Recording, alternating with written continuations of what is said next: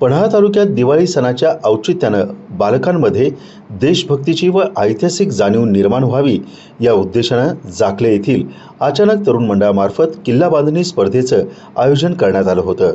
या स्पर्धेत 40हून अधिक विद्यार्थ्यांनी उत्साहानं सहभाग नोंदवला।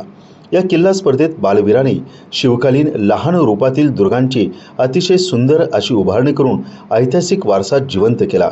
काहींनी पन्हाळा, रायगड, सिंधुदुर्ग, मल्हारवाडी, राजगड, प्रतापगड, पद्मदुर्ग, सिद्धदुर्ग, अजिंक्यतारा, पन्हाळा, विशाळगड अशा अनेक दुर्गांचं आकर्षक मॉडेल तयार केले होते।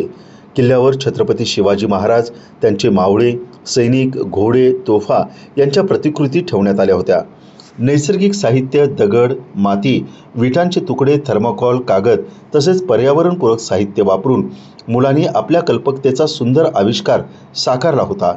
यामध्ये आयान पेटकर, समर्थ शिंदे, आराध्य मोरे, सिद्धार्थ चौगले, पृथ्वीराज खोंद्रे, ज्योतिरादित्य पाटील, संदीप पाटील, विनायक खोंद्रे, हर्षवर्धन गुरव, रोहन माने, दर्शन खोंद्रे, पांडुरंग बोराटे, शंभू पाटील, कार्तिक खोत, राम देसाई, सीमा लोंढे, अवधूत पाटील यासारख्या 40हून अधिक बालवीरांनी किल्ल्यांची बांधणी करत अनोख्या पद्धतीनं दुर्ग विश्व साकारलं।